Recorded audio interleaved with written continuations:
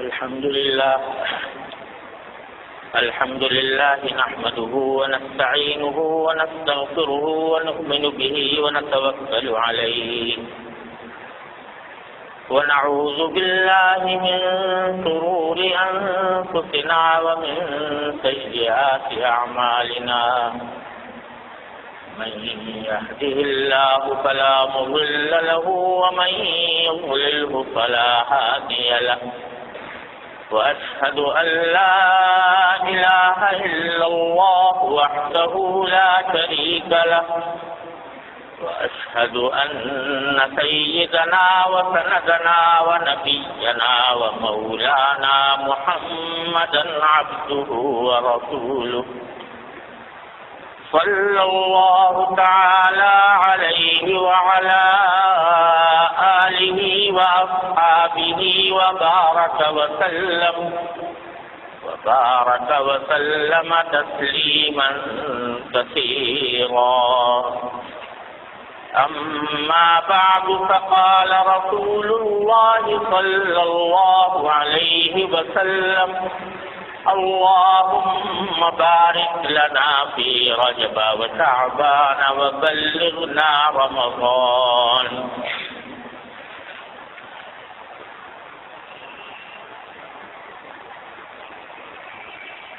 بزرگان محترم اور برادران عزیز، یہ شعبان کا مہینہ چل رہا ہے اور یہ مہینہ شرعی احکام کے اعتبار سے رمضان المبارک کا مقدمہ ہے، کیونکہ اس کے فوراً بعد رمضان کا مبارک مہینہ آنے والا ہے اور اس میں نبی کریم سرور دو عالم صلی اللہ علیہ وسلم کے کچھ خاص معمولات تھے جو اس مہینے میں آپ انجام دیا کرتے تھے۔ ان میں سے پہلی بات پہلے بھی عرض کی تھی کہ جب رجب کا چاند آپ دیکھتے تو یہ دعا فرمایا کرتے تھے کہ اللہم بارک لنا فی رجب و شعبان وبلغنا رمضان، کہ اللہ ہمارے لیے رجب اور شعبان کے مہینوں میں برکت عطا فرمائیے اور ہمیں رمضان تک پہنچا دیجیے، یعنی ہماری عمر اتنی دراز کر دیجیے کہ ہم رمضان کا مہینہ اپنی زندگی میں پالیں اور اس کی برکات سے بہرور ہو سکے۔ تو ایک تو رسول کریم صلی اللہ علیہ وسلم کا یہ معمول تھا کہ اس میں رمضان تک پہنچنے کی دعا فرمایا کرتے۔ دوسرے، حضرت عائشہ صدیقہ رضی اللہ تعالی عنہ ایک حدیث میں یہ روایت فرماتی ہیں کہ حضور نبی کریم سرور دو عالم صلی اللہ علیہ وسلم شعبان کے مہینے میں کثرت سے روزے رکھا کرتے۔ رمضان کی تیاری سمجھ لیجیے، اس کی مشق سمجھ لیجیے، اس کا استقبال سمجھ لیجیے۔ بہرحال نبی کریم صلی اللہ علیہ وسلم اس مہینے میں کثرت سے نفلی روزے رکھا تھا۔ واجب نہیں ہے، فرض نہیں ہے، لیکن کسی بھی دن میں اللہ تبارک و تعالیٰ توفیق عطا فرما دے، شعبان کے کسی بھی دن میں تو روزہ رکھنا عام دنوں کے روزے سے زیادہ فضیلت رکھتا ہے اور زیادہ اجر و ثواب کا موجب ہے۔ کوئی تعداد مقرر نہیں، کوئی دن مقرر نہیں، بلکہ جس وقت بھی اللہ تبارک و تعالیٰ کی طرف سے توفیق ہو جائے اس میں نفلی روزے رکھنے چاہیے۔ حضرت عائشہ صدیقہ رضی اللہ تعالیٰ عنہ فرمایا کرتی تھی کہ رمضان کے مہینے میں جو روزے مجھ سے قضا ہو جایا کرتے تھے نسوانی مجبوری کی وجہ سے، تو میں ان کی قضا شعبان میں رکھا کرتی تھی، کیونکہ رسول کریم صلی اللہ علیہ وسلم بھی ان زمانے میں کثرت سے روزے رکھتے تھے، تو میرے لیے روزہ رکھنا آسان ہو جاتا تھا کہ آپ بھی روزے سے ہیں میں بھی روزے سے، تو اس سے شعبان کے روزوں کی فضیلت معلوم ہوتی۔ البتہ ساتھ ہی رسول کریم صلی اللہ علیہ وسلم نے یہ بھی بیان فرمایا، صحابہ کرام کو ہدایت دی کہ رمضان سے کچھ پہلے، ایک دن پہلے یا 2 دن پہلے روزہ نہیں رکھنا چاہیے، ایک دن پہلے یا 2 دن پہلے روزہ چھوڑ دینا چاہیے، روزہ نہیں رکھنا چاہیے۔ اس کی ایک وجہ تو یہ ہے کہ تاکہ انسان رمضان کا استقبال نشاط کے ساتھ کر سکے، پہلے ہی روزے سے کمزور نہ ہو پاؤ۔ ایک وجہ تو یہ علماء کرام نے بیان فرمائی، اور دوسری وجہ جو اس سے زیادہ گہری ہے وہ یہ کہ دین اتباع کا نام ہے، اللہ تبارک و تعالیٰ کے حکم کی اتباع، نبی کریم سرور دو عالم صلی اللہ علیہ وسلم کے حکم کی اتباع، یعنی اس کی پیروی، حکم ماننا، حکم پر عمل کرنا، دین اس کا نام ہے، اپنا شوق پورا کرنے کا نام نہیں، اور جذبات کی تسکین کا نام نہیں، بلکہ اللہ جل جلالہ کے احکام کی پیروی کا نام ہے۔ اسی لیے بدعات کو ضلالت اور گمراہی قرار دیا گیا ہے، کیونکہ بدعت جو ہوتی ہے وہ اپنے دل کے ارادے سے اپنی خواہش کے مطابق ایک چیز آدمی کر لیتا ہے، اس کو دین سمجھ لیتا ہے، دین کے اس کو دین قرار دے دیتا ہے، وہ حکم کی اتباع نہیں ہوتی۔ تو اس واسطے شریعت نے یہ حکم دیا کہ رمضان سے 1-2 دن پہلے روزہ چھوڑ دو۔ کیوں چھوڑ دو؟ اس لیے چھوڑ دو کہ اگر 1-2 دن پہلے سے روزہ رکھنا شروع کر دو گے تو گویا تم نے اپنی طرف سے رمضان کے روزوں میں اضافہ کر دیا۔ اللہ تبارک و تعالیٰ نے تو تم پر 30 یا 29 روزے فرض کیے تھے، اسی کے ساتھ تم نے ملا دیا شعبان کے آخر کے 2 روزوں کو بھی، تو اب آگے رمضان میں تو رکھو گے 29 یا 30 روزے، اور اگر شعبان کا 30واں بھی رکھ لیا اور 29واں بھی رکھ لیا اور 28واں بھی رکھ لیا تو وہ 30 نہ رہے 33 روزے ہو، یہ اپنی طرف سے اضافہ ہو، فرض کے اندر اضافہ ہو۔ اور شریعت اس بات کا بڑا اہتمام کرتی ہے کہ کوئی آدمی اللہ تعالیٰ کے مقرر کیے ہوئے فرائض میں کوئی اضافہ بھی نہ کرے، کوئی کمی بھی نہ کرے، اس لیے منع کیا گیا۔ آپ نے یہ حکم بھی سنا ہوگا کہ فرمایا گیا کہ ایک طرف یہ فرمایا گیا کہ سحری جب کھاتے ہو روزہ میں تو بالکل آخر وقت میں سحری کھانا زیادہ مستحب ہے، بہتر ہے۔ پہلے سے آدمی کھا کے بیٹھ جائے 2-3 گھنٹے پہلے سے پھر کھانا پینا چھوڑ دیں، یہ پسند نہیں۔ کیوں پسند نہیں؟ اس لیے کہ روزہ اللہ تعالیٰ نے رکھا ہے صبح صادق سے لے کر غروب آفتاب تک۔ اگر تم نے 2 گھنٹے پہلے سے کھانا چھوڑ دیا تو تم نے روزے کی مقدار میں اپنی طرف سے اضافہ کر دیا، اپنی طرف سے اضافہ کر دیا، لہذا نہیں، آخر وقت تک کھاؤ، کیونکہ ہمارا حکم یہی ہے۔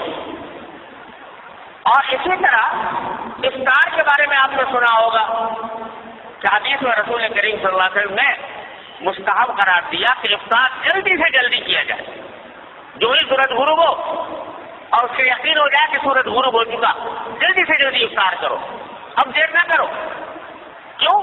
اس لیے کہ اگر تم دیر کرو گے تو اپنی طرف سے روزے کی مقدار میں اضافہ کر رہے ہوگے۔ اللہ تعالیٰ نے تو کہا تھا غروب آفتاب تک کرنا، تم نے غروب آفتاب سے آگے بڑھا دیا، یہ اپنی طرف سے بڑھایا، تو یہ اپنی طرف سے کوئی عبادت معتبر نہیں۔ بتلانا یہ منظور ہے کہ نہ نہ بھوکا رہنے میں کچھ رکھا ہے، بھوکا پیاسا رہنے میں، اور نہ کھانے میں کچھ رکھا ہے۔ اصل چیز اللہ تبارک و تعالیٰ کے حکم کی اتباع ہے۔ جب وہ کہے کہ بھوکا رہو بھوکے رہو، جب وہ کہے کہ کھاؤ تو کھاؤ، اس وقت کھانا ہی فضیلت رکھتا ہے، اس وقت کھانے میں ہی ثواب ملے گا، کیونکہ اللہ تعالیٰ کا حکم ہے کہ کھاؤ۔ تو یہی معاملہ شعبان کے آخری 2 روزوں کا بھی۔ اس سے آپ اندازہ لگا سکتے ہیں کہ شریعت نے کتنی باریکی کے ساتھ اس بات کا لحاظ رکھا ہے کہ کوئی شخص دین میں اپنی طرف سے کوئی اضافہ نہ کرے، دین میں اپنی طرف سے کوئی چیز شامل نہ کر دے، چاہے وہ دیکھنے میں اچھی معلوم ہو رہی ہو، چاہے وہ دیکھنے کے اندر عبادت معلوم ہو رہی ہو، لیکن اللہ تبارک و تعالیٰ کی مقرر کردہ طریقے کے خلاف ہے، اس لیے اعتبار نہیں ہوتا، وہ پسندیدہ ہی نہیں، اس پر گناہ ہے۔ یہ دوسرا حکم تھا شعبان سے متعلق۔ تیسرا حکم یہ ہے کہ اسی شعبان میں 14 اور 15 شعبان کی درمیانی رات، جو انشاءاللہ پرسوں آنے والی، اتوار کے دن، اتوار اور پیر کے درمیانی شب میں آنے والی ہے، جس کو ہمارے ہاں عام طور سے شب برات کہا جاتا ہے۔ اس کے بھی کچھ احکام ہیں۔ یہ ایک ایسی رات ہے جس کی فضیلت متعدد روایات سے ثابت ہے، اور اس رات میں عبادت کو موجب اجر و ثواب قرار دیا گیا ہے عام راتوں سے زیادہ۔ آج کل بعض حضرات یہ فرماتے ہیں کہ شب برات کی کوئی حقیقت نہیں ہے، یا اس کے بارے میں کوئی صحیح حدیث سے ثابت نہیں ہے۔ یہ بات درست نہیں۔ حقیقت میں شب برات کی فضیلت 17 صحابہ کرام رضی اللہ تعالیٰ عنہما سے روایت ہے، 17 صحابہ کرام سے، تو انہوں نے نبی کریم صلی اللہ علیہ وسلم کی طرف سے یہ بیان فرمایا کہ اس رات میں عبادت کرنا فضیلت رکھتا ہے۔ ان میں سے بات روایتیں سند کے اعتبار سے کچھ کمزور بھی ہیں، لیکن مجموعہ ان تمام روایتوں کا 17 روایتوں کا یہ بے اثر اور بے بنیاد ہے۔ اس لیے علماء محققین کا کہنا یہی ہے کہ شب برات یعنی 14 اور 15 کی درمیانی شب یہ خصوصی فضیلت رکھتی ہے، اور اس میں عبادت کا اہتمام کرنا، نمازوں وغیرہ کا، نفلی نمازوں کا، یہ مسلمانوں کو اس کا اہتمام کرنا چاہیے۔ اور اس میں بعض روایتوں سے معلوم ہوتا ہے کہ اللہ تبارک و تعالیٰ کا منادی اس رات میں آواز لگاتا ہے کہ الا هل من مستغفر فاغفر له، سنو کیا کوئی ہے جو اپنے گناہوں کی مغفرت مانگنے والا ہو اور میں اس کی مغفرت کروں۔ هل من مبتلا فاعافیہ، ہے کوئی مبتلا مصیبت، مشکلوں میں مبتلا، جس کی مصیبت کو میں عافیت سے تبدیل کروں۔ یہ ساری رات اللہ تبارک و تعالیٰ کی طرف سے اعلان ہوتا رہتا ہے۔ لہذا اس رات میں جاگنا اور عبادت کرنا یہ عام راتوں سے زیادہ فضیلت کا سبب ہے۔ دعائیں کرنا بشرطے کہ وہ عبادت اسی طرح کی جائے جس طرح جناب نبی کریم سرور دو عالم صلی اللہ علیہ وسلم نے فرمائی، اس میں بھی اپنی طرف سے کوئی اضافہ نہ ہو۔ جیسا ابھی میں نے بتایا، مثالیں دی آپ کو کہ اپنی طرف سے اضافہ کوئی شریعت میں مقبول نہیں۔ کل محدث بدعہ وکل بدعۃ ضلالہ، ہر نئی بات جو انسان دین میں پیدا کرے وہ بدعت ہے، اور ہر بدعت گمراہی۔ تو شیطان تو انسان کے پیچھے لگا ہوا ہی ہے۔ اس نے دیکھا کہ یہ رات فضیلت والی آنے والی ہے، تو اس فضیلت والی رات میں مسلمان متوجہ ہوں گے، اللہ تعالیٰ کی طرف رجوع کریں گے، عبادتیں کریں گے، دعائیں مانگیں گے، تو میرا تو گھاٹا ہو گیا۔ لہذا اس نے ایسے ایسے طریقے ایجاد کروا دیے کہ لوگ جو ہے عبادت سے ہٹ کر ان طریقوں میں لگ جائیں اور ان کی وجہ سے اس رات سے جو فائدہ اٹھایا جا سکتا تھا وہ نہ اٹھا۔ کیسے طریقے کر لیے کہ بھائی نماز پڑھو یا نہ پڑھو، شب برات کا حلوہ ضرور پکاؤ۔ وہ نماز پڑھو یا نہ پڑھو، عبادت کرو یا نہ کرو، لیکن حلوہ پکانا ضرور فرض۔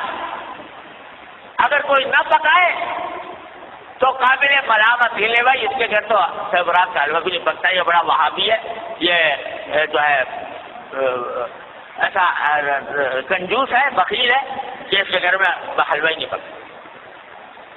اب کوئی خدا کا بندہ پوچھے کہ بھائی حلوے کا کہیں ذکر قرآن میں، حدیث میں، صحابہ کرام کے تعامل میں کہیں ہے کہ بھائی شب برات کے دن حلوہ پکنا چاہیے؟ نہ قرآن میں اللہ تعالیٰ نے فرمایا، نہ نبی کریم صلی اللہ علیہ وسلم نے ارشاد فرمایا، نہ صحابہ کرام کے عمل میں کہیں اس کا کوئی دور دور کوئی نشان نظر آتا ہے، مگر یہ پھیلاتی بات اور اس کو فرض اور واجب سے زیادہ ضروری قرار دے۔ کوئی پوچھے بھائی حلوہ نہ پکاؤ یہ بدعت ہے، ارے بھائی حلوہ پکانے میں کیا ہے؟ حلوہ کوئی حرام چیز ہے؟ تو یہ جواب، ارے بھائی حلوہ حرام کوئی چیز نہیں، روز پکاؤ، لیکن شب برات کو خاص طور پر حلوے کے لیے مخصوص کر لینا اور اس کو فرض قرار دینا اور واجب قرار دینا، کوئی نہ پکائے تو ملامت کرنا، یہ اپنی طرف سے دین میں اضافہ ہے جو اللہ تعالیٰ کو گوارا نہیں۔ ایک تو یہ شگوفہ چھوڑ دیا شیطان نے، دوسرا اس سے زیادہ خراب کہ بھائی شب برات میں آتش بازی ہونی چاہیے، اعوذ باللہ العظیم، اس میں لاکھوں روپیہ آگ میں جلا دیا آتش بازی کرنے سے۔ آتش بازی ہو رہی ہے اور آپ جانتے ہو کہ اس آتش بازی میں جانے کتنے بے گناہوں کی جان لی ہے۔ گوری بازار کراچی کا آج بھی گواہ ہے اسی شب برات کی آتش بازی کی ہلاکتوں کا گواہ ہے کہ کس طرح پورا کا پورا بازار جو ہے وہ نظر آتش ہو گیا، جل کر ختم ہو۔ اب سے بھی وہ بات ہے کہ نہ قرآن میں، نہ حدیث میں، نہ صحابہ کرام کے تعامل میں، نہ بزرگان دین کی وصیتوں میں کہیں بھی نہیں، اپنی طرف سے شب برات کے ساتھ آتش بازی کا شگوفہ چھوڑ دیا یہ شیطان۔ حلوہ پکانا تو چلو بھائی عام دنوں میں جائز تھا، حلال تھا، یہ آتش بازی جو ہے تو عام دنوں میں بھی اس طرح آتش بازی کرنا کہ جس میں پیسے کا ضیاع ہو، جس میں جانے ضائع ہونے کا اندیشہ ہو، یہ تو عام دنوں بھی حرام ہے۔ تو اس مبارک رات میں جس میں اللہ تعالیٰ گناہوں کی مغفرت مانگنے کو فرما رہے ہیں، جس میں دعائیں مانگنے کے لیے فرما رہے ہیں، اس میں یہ کام کرنا تو کتنی بڑی بری بات ہے کہ یہ چھوڑ دیں۔ تیسرا یہ کہ بھائی یہ ارادے جو ہوتی ہیں جس میں جاگنے کا حکم دیا گیا ہے عبادتوں کا، اس کا اصل طریقہ یہ ہے کہ آدمی براہ راست اپنے پروردگار کے ساتھ رابطہ اور رشتہ قائم کرے، تنہائی میں، خلوت میں اللہ تبارک و تعالیٰ کی بارگاہ میں حاضر ہو، وہ ہو اور اس کا اللہ ہو، اور وہ اس میں عبادت بھی کرے، سجدے بھی کرے، دعائیں بھی مانگے، تلاوت بھی کرے۔ جتنا آدمی خلوت میں، تنہائی میں اللہ تبارک و تعالیٰ کی عبادت کرے گا، اتنا ہی اللہ کے ساتھ مضبوط تعلق پیدا ہوگا، اتنا ہی اجر و ثواب ملے گا، اتنی دعائیں انشاءاللہ قبول ہوں گی۔ لیکن بعض اوقات یہ بھی ایک قصہ کھڑا ہو گیا کہ اس میں جلسوں کا سلسلہ شروع ہو گیا، جلسے ہو رہے، راتیں جو ہیں وہ جلسے کی انتظامات ہی میں صرف ہو رہے، کھانے پک رہے ہیں، دیگیں چڑھ رہی ہیں، دعوتیں ہو رہی ہیں. تو نتیجہ یہ کہ وہ اوقات جن کا لمحہ لمحہ قیمتی تھا وہ جلسوں کے انتظامات میں صرف ہو رہا ہے، دیگیں چڑھ رہی ہیں، کھانا پک رہا ہے اور لوگ دعوتیں کر رہے ہیں. ارے بھائی یہ اللہ نے رات عطا فرمائی ہے، یہ اس کا جتنا بھی حصہ موقع مل جائے، اچھا تو ہے کہ پوری رات پوری نہ ہو سکے، جتنا موقع مل جائے گوشہ تنہائی میں اپنے اللہ سے رابطہ قائم کرو، جیسا کہ نبی کریم صلی اللہ علیہ وسلم فرمایا.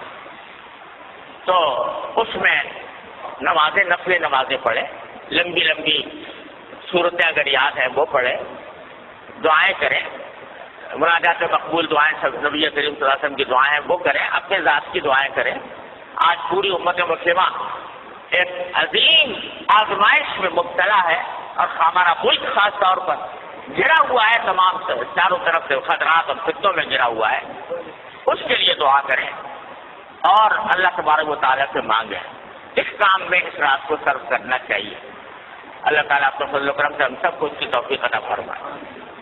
اور بھائی اس کے بعد اگلے دن جو ہے یعنی 15 شعبان، اس کے روزے کے بارے میں کوئی حدیث صحیح نہیں.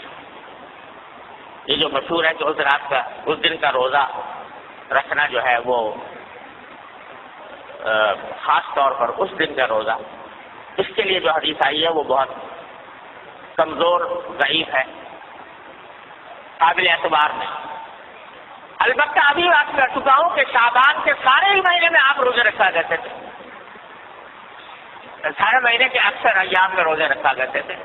لہذا وہ فضیلت جس طرح آج کے دن کو حاصل ہے، اسی طرح کل کے دن کو بھی حاصل ہے، پرسوں کو بھی حاصل ہے، پرسوں کو بھی حاصل ہے. اور جنہوں میں نہیں رکھ سکے اس دن رکھ لو. لیکن خاص طور سے 15 شعبان کے روزے کی تو کچھ زیادہ فضیلت سمجھ کر روزہ رکھنا مناسب نہیں. لیکن سارے شعبان میں جب بھی موقع مل جائے کر دیا جائے. اس طرح اس شب برات کو، اس رات کو گزارنا چاہیے. اللہ تبارک و تعالیٰ سے دعائیں کرنی چاہیے. البتہ ایک بات اور سمجھ لیجیے، ایک روایت میں آتا ہے کہ اللہ تعالیٰ اس رات کے بارے میں بھی آتا ہے، شب قدر کے بارے میں بھی آتا ہے کہ اللہ تعالیٰ اس رات میں اتنے لوگوں کی مغفرت فرماتے ہیں جس میں قبیلہ کلب کی بکریوں کے بال، آپ نے یہ فرمایا. قبیلہ کلب بہت بڑا قبیلہ تھا، ان میں بکریاں بہت ہوتی، ہر بکری کے جسم پہ بال بہت ہوتے. تو سارے قبیلے کی بکریوں کے بال جتنے ہیں اتنے انسانوں کی لگا مغفرت ہوگا، مگر فرمایا 2 آدمیوں کی مغفرت ہے. اللہ بچائے. آمین. ایک وہ جو کسی مسلمان سے کینہ رکھتا ہو کسی مسلمان سے. کینے کے معنی یہ کہ اس کی بدخواہی پر آمادہ ہو، بلا وجہ اس کو برا سمجھ کر اس کو تکلیف پہنچانے اور اس کو ذلیل کرنے کی فکر میں رہتا ہو. اللہ بچائے.